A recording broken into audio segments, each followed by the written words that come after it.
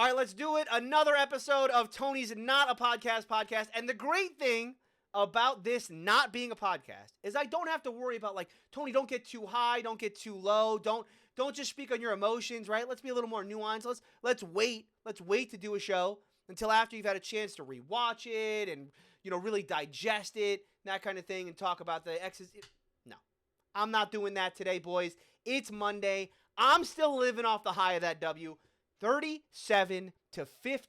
The Steelers ran it up on them. Literally ran it up on them at the end with an oh-by-the-way touchdown from Najee Harris. We are back. All the way back, boys. We are all the way back. We never technically left, but we are back. Back, all the way back. Woo-hoo-hoo-hoo. What a W. My goodness gracious. Russell Wilson. Pretty good. Yep. I think Russ answered all the questions that I think a lot of us had. You're going in. I thought I did a decent job on Friday's show of saying, like, I love the decision by Tomlin. I'm a little wary of, like, Russell Wilson, the player, but I just love the idea of let's not get stuck in this kind of mediocrity thing. I do, obviously, like a lot of people, I had a ton of worry going into this game about Russell Wilson, the player. And really, the questions for me were threefold. Number one, the biggest one I had of all, what is there really to be unlocked about this offense? Like, how much in the passing game is there really? I understand that Justin Fields is not necessarily hitting everything that's out there, right? He's not taking everything that there is to be had on this offense. But again, we're not talking about replacing Justin Fields with Patrick Mahomes, right? I mean, we're not going from, like, well, we're going to just get the best quarterback and he's going to hit everything and he's going to be perfect and right? We're not going to live in that world. So, like, at Russell Wilson, at his age, like where he is in his career, how much is he really going to be able to unlock about this offense? And I think there's two things about this that were pretty clear. Maybe not early on, because early on it was a bit of a struggle for Russ. But once he got it going, there are two clear things that he unlocked about this offense. Number one, George Pickens. George Pickens. Now, George has had his issues this year. The whole load management thing, like, was that a benching and whatnot, effort, yada, yada. Look, George went back to the George that, the George that should be a top 10 wide receiver in the National Football League, right? George's catch radius, the idea that you could just throw it up to George and he's going to bring it down pretty much no matter what, that's the George we saw last night against the Jets. And for Russ, yes, there are probably concerns with his arm strength at this point and the fact that a lot of these passes were underthrown, but an underthrown moonball to George Pickens is not the end of the world. In fact, if there's any player in the league who you're going to want to make that throw to, it's George Pickens. Because he's so capable of the spectacular, of the plays you saw last night. One more spectacular than the other. The first one, that kind of where he contorted his body to get back to it. And the second one, kind of juggling the ball in the air before he brought it down. I mean, both of those plays are just that's the typical George Pickens. It's why I've always said about George, if you could figure out the off the field stuff, the on the field George Pickens is, to me, surefire, no doubt about it, top 10 receiver in the National Football League. Because he's been doing this stuff going back all the way to the training camp his rookie year. For those of you who were watching me back then, I had the saying back then with George at training camp, which is, if George Pickens isn't at least good, maybe not great, Hall of Fame, just if George Pickens isn't at least a good wide receiver, I'll never go to training camp again, because it doesn't matter, right? I'm watching George Pickens make some of the most spectacular plays and catches and just be an absolutely dominant force on the training camp practice. If some of that, if any of that, doesn't translate to an actual NFL stadium, then what is the point of me going to training camp? Like, I'm not learning anything here. And here we are, like, 2 years later, it's like, no, training camp, still worth. George still doing those things. So that's the first thing that Russ unlocked. It's like, let's get George going again. And he did. And the second thing, I think probably the bigger part of this, and the thing that's, I think, going to be a little more sustainable about this offense, and it does kind of bring everything together, which is the play action game. The play action game last night, Russ got that going to a T. I think he was like 9 of 12 for 100 and something yards in the play action game. And it's what's really been missing. I mean, if we talk, and I'm not trying to downplay anything Fields did. Fields was very good for the first 6 games.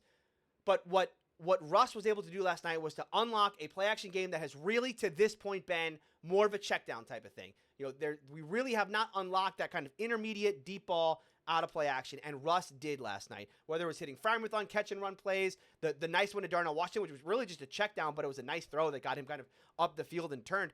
Russ, the other thing with Russ is from an accuracy perspective, I thought that mattered a lot. Russ was able to hit guys in stride a lot of the time, and it allowed that. We talk about yak and everything. Part of that is quarterback accuracy. If the ball is behind you, you have to stop your momentum to come back to it. It'd be very hard for you to kind of get back upfield and going. I thought Russ did a very good job last night of delivering the ball accurately and allowing guys to turn their body up the field. But Russ did a very good job of navigating that and navigating the pocket as well in those play action moments. Because I guess the other thing, I guess it's all interrelated, right? Which is like, how much is there to unlock? So it turns out there's some decent things to unlock about this offense. Certainly George Pickens. Certainly there are some things in the play action game that we can probably unlock. But another concern here was the offensive line. And how is Russ going to do in an offensive line that, let's just call it what it is, the offensive line has not been great this year, especially at the tackle position, especially at the right tackle position. And I thought not only did Broderick struggle last night, I thought Dan Moore didn't have his best game of the year. And there were some guys in Russ's lap pretty early, especially on those play action plays. The one that I think back to is the one where there was a guy in Russ's lap, basically, as he turns on a play action play, and he's able to change his arm angle and deliver it to Frymouth on the crosser. A nice catch and run play there. He had the nice moon ball to Frymouth, that Frymouth one-handed it. Like, Russ unlocked some things last night. He did. I mean, that was if we're talking about what is there to unlock about this offense, turns out there's some things that you can do. And it all kind of works in like this, it all comes together type thing because the running game, shout out to Najee Harris, Jaylen Warren, and really, I mean, Najee Harris is changing hearts and minds. This one's heart and mind. Whoa. Look, I still get frustrated at times with Najee because I still do think there are still times where Najee, I'm like, just run through it. You are such a big dude. Like, just run through. Stop trying to be slippery. Run through a guy's face. But to his credit, Najee was pretty slippery last night. Like, his little fancy feet moves, like, it's working. It's working for you, bud. And he's been a big play guy for the last 2 weeks. And that's been a real detriment to his success in years past. And I think he's turned that into a positive this year. Really not even just this year. I mean, it's really the last 2 games of this season. He has looked like a different player. And I understand people will say run blocking. Once again, I think you are diminishing what Najee's doing out there. He is making people miss in short areas with that nimble feet. I also think he's kind of doing a great job of combining that kind of nimbleness with the power that he does have. That first play, he had that, I think it was maybe his first run of the game. He went outside. It was outside right. And he does this like stop move, but then gets hit, but has great contact balance. I mean, again, he's a powerful dude. And like is able to turn that again into another like 5 or 6 yards after that. Great game from Najee, and it all came together, right? Because that, I think, one thing feeds into another. The analytics community will tell you that play action doesn't necessarily need to happen from a good running game, but I think anyone who's ever played the game will tell you, like, yes, it matters. And then alongside that, I thought Jaylen Warren looked like this was the first time with Jaylen that he actually looked like himself. And Jaylen, I know he's been dealing with knee and hamstring issues throughout the year, but this is the first time he looked anywhere close to the Jaylen Warren that we've seen in the past. Jaylen's a great player because he's short, so he's got that low center of gravity, got great contact balance himself, and he's got some burst to him. He's got some real burst to him in the short area, and so that you saw that on the third down play where he was able to catch the ball, quickly get upfield, and the burst to get, I think it was 8 yards that he needed to get there. Bouncing off guys and ultimately getting that first down. That all worked together, right? Late in the game, what do we see? All of a sudden, late in the football game, running play action, Calvin Austin is wide ass open. Now, X's and O's guys can tell you exactly what happened there. To me, it just looked like linebackers got their eyes caught in the backfield. With a team that was running the ball pretty well, linebackers get their eyes caught in the backfield. Calvin Austin lost by the defense. Easy catch and run there for him. I mean, I thought Russ answered a bunch of questions last night. Russ answered a ton of questions last night. Now, it's a 1-game sample size, yes. And yes, that defense is probably a little too beat up to really say, like, can this work against the elite of the elite? But as we've seen from this Steeler team in the past, like we are talking about a different, like we have moved on to a different, even this discussion right here of, yeah, but is this offense truly, truly good, or is it only good because of the defense they were playing against, is a different discussion than we've had as a Steeler fan base in 4 years. Okay? Every time we talk about this Steeler team and this Steeler offense, we talk about offense and how good they are in relation to how conservative they play, and did they not turn the ball over, and are they able to just do enough, and did they convert on the turnovers, and that's all we care about, right? We're not talking about 500 yards of total offense and like are they lighting up good defenses and everything like that. I mean, we lighting up good defenses. When was the last time we expected, you talked about, or even considered this Steeler offense to try to light up a good defense, like the Steelers, lit up the Jets last night? I'm not saying the Jets are a good defense, right? But I'm saying the conversation is clearly moving. We are moving the goalpost now, and that was the point of this move from the beginning. I guess we should talk about that for a second, because I have been really surprised by some of the reaction to Russ being the starter. I think some people just missed the point of it entirely. There's a lot of people who criticize Tomlin and criticize the playoff stuff and like, hey, winning seasons aren't good enough and the Steelers should be winning playoff games and da-da-da-da, right? Okay, those are all that's valid criticism. I think it does ignore some of where the Steelers have been, right? The Steelers kind of in these last 8 years where the Steelers haven't won a playoff game, they've been transitioning from like the end of Ben Roethlisberger's career into kind of, your need to search for what should be what a lot of people would say is like quarterback hell now, right? Like you had your great quarterback. Now you're in this quarterback hell situation as you try to figure out what your next move is going to be. So some of that, I think, does account for the fact that they haven't won a playoff game in 8 years. But, hey, listen, Mike Tomlin is thought of as the elite of the elite in the NFL. And the elite of the elite in the NFL, like eight years without winning a playoff game, that's a pretty long time to not have won a playoff game. So valid criticism, fine. The thing that's shocking to me, the thing that I don't understand is the same people who I hear criticizing Tomlin in this way are also criticizing this move. And saying like, oh, going to Russ is some sort of going backwards and wanting to be 9-8 again. Like, what? No, it's the exact opposite. In fact, Tomlin said this 1,000 times. I was shocked at how many. Like Tomlin basically went on like a media parade or whatever to tell everyone like, hey, I just want everybody to know, like, I'm making this move to win a Super Bowl. He said it at his press conference. We're good on offense, but not to be confused with great. He told Jay Glazer, trying to win a title here. He told Chris Collinsworth, trying to win a title. Like, I'm making this move to try to win a title. I do think it was funny that he also started doing this whole thing with Glazer and with Collinsworth of like, I don't know if Russ is going to be good. Maybe I'll take him out. I don't know. We'll see. Who knows? I'm trying this. I'm trying something. I'm just throwing stuff against the wall. Like, okay, Tomlin, relax. But no, so many people miss the point of the move. The move itself, regardless of what you think about Russell Wilson, okay? The move itself is, hey, I've seen what I got with Justin. It's good. It is probably better than we had with Kenny. But is it moving the needle enough to really take the Steelers from where they are now, which is, hey, they're probably going to make the playoffs. But that's probably it. Right? That's where the Steelers were with Justin at quarterback. That's what that offense represented. You're probably good enough to get in. If you win a playoff game, it will be a hell of an upset. But that's probably all you're ever going to hope for. And really, you're probably going to be one and done. Okay? That's where we were. Now, on your bench, you have a guy who's been in the Super Bowl twice, maybe a future Hall of Famer, been a great quarterback in the past. Maybe he's past his prime, but he certainly, if it works out, represents an upgrade there. And something that could upgrade you from where you are today, which is this where you've been for the last 4 years. This kind of also ran, haha, isn't it cute that the Steelers keep winning? To like, no, could you be a contender? Like, could we actually vault ourselves somewhere close to, if not contendership? And why I'm so excited today as a fan is like, look, I understand 1 game sample size. Tony, you're too early in saying this stuff. Like, we look like a contender last night. The Steelers look like a contender. That's a football team that, like, there's no asterisk on the way that they won that game. We don't have to sit here today and talk about, like, crystallizing bad football and, like, haha, isn't it funny that we keep winning, yada, yada. No, that's a game where, like, legitimately, they went out there against the Jets and were the better football team by far on all 3 phases. Better offense than their defense, better defense than their offense, better special teams than theirs. I mean, just straight up was a better football team in every way. Finally, 4 years later, And I look, get it, 1 game sample size, Tony, don't get ahead of yourself. But like, again, we're shifting the goalposts here, right? We're shifting now we're in a discussion about like, are the teams we're playing good enough to really call us contenders?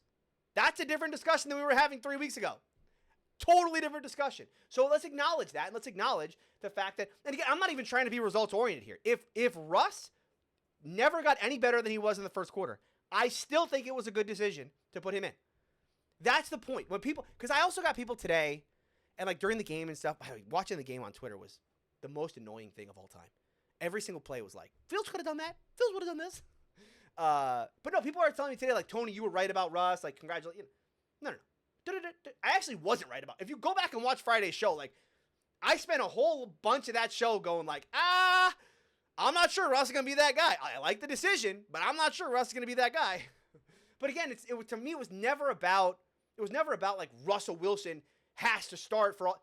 It's like Russell Wilson represents this team once again, acknowledging like, hey, the way we're going right now, never going to get us to where we want to be. Do we want to win a title, or do we want to be a one and done in the playoffs? We want to win a title. Okay, well then we need to change something. And the thing that we have to change is a potential quarterback thing that could get us there. Through 1 game?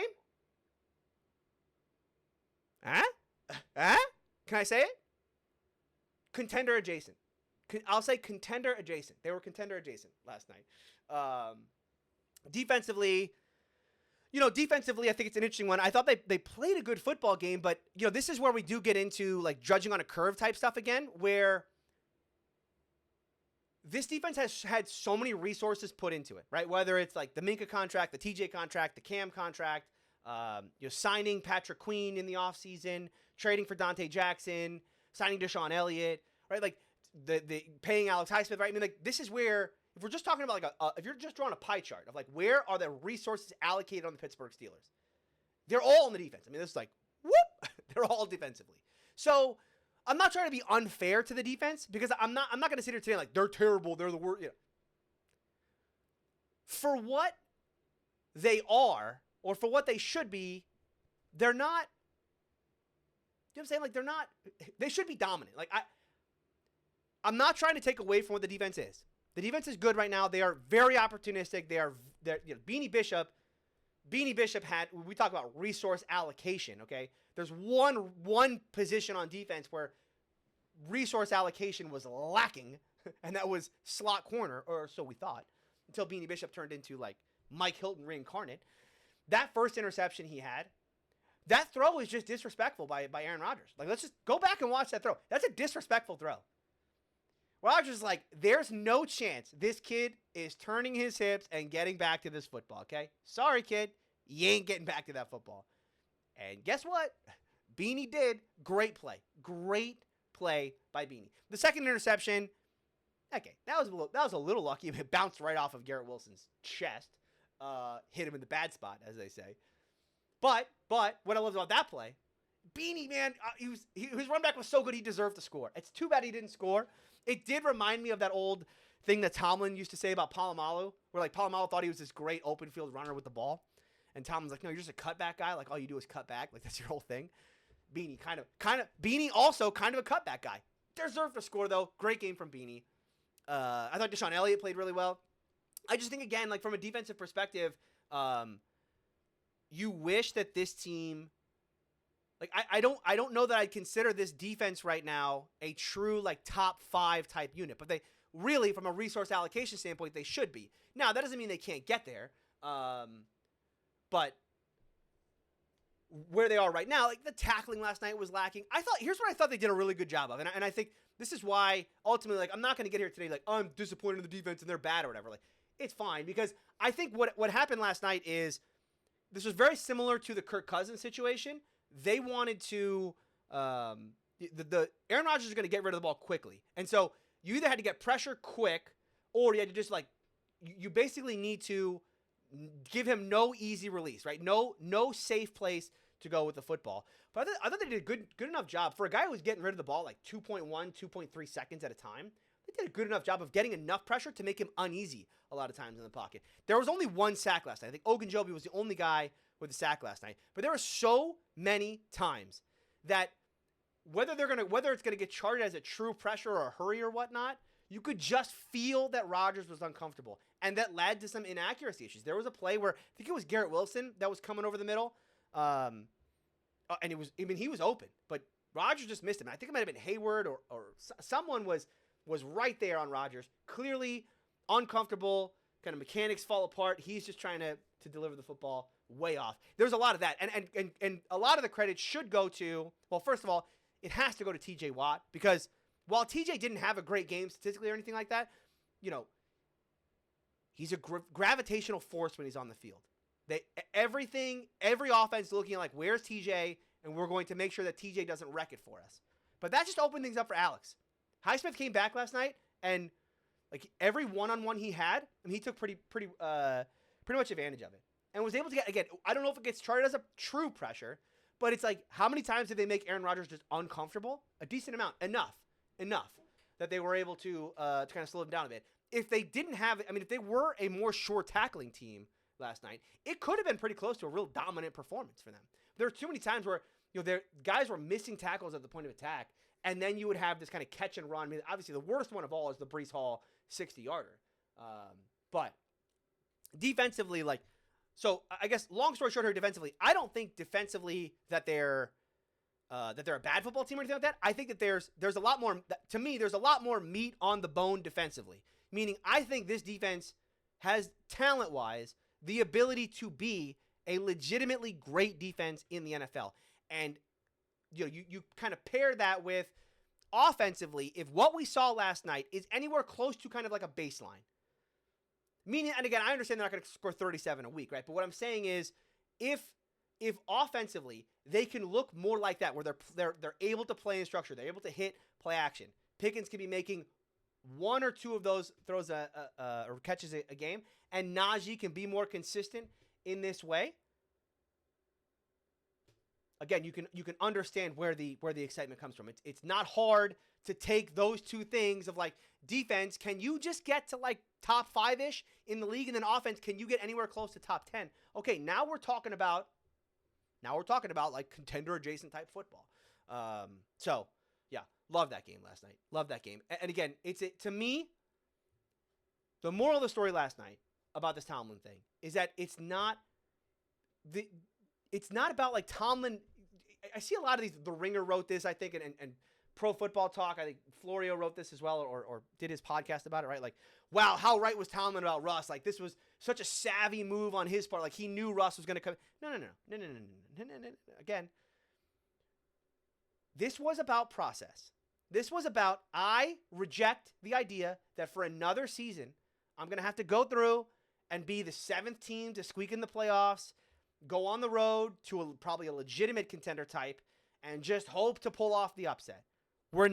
I don't want to live in that world anymore. Regardless of if it worked or not, right? We can sit here today and say, like, Tomlin knew, and like Russ, he always knew Russ was this guy.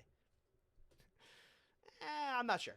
I'm not so sure about that, but I do love the idea that this is the decision he made, and ultimately, so far, it is working out. It is working out.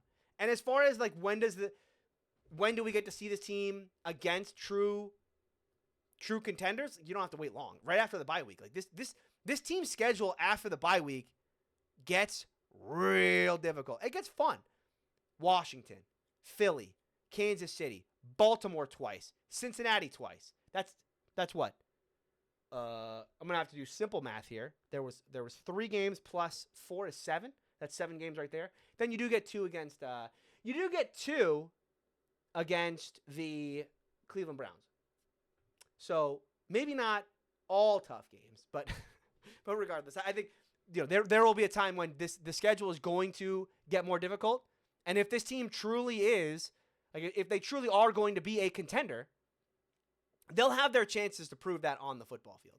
But based on what we saw last night, moving in the right direction. This team is moving in the right direction. All of a sudden, the discussions we get to have now as Steeler fans are not about, boy, isn't it funny that we're this bad and we win and we're going to squeak in again and ha ha ha and all that stuff. Instead, we're going to have discussions about whether or not this team is a true and legitimate contender in the AFC. And that is awesome. That is awesome. How about it? 4 years later. Are we back? All the way back. We never left.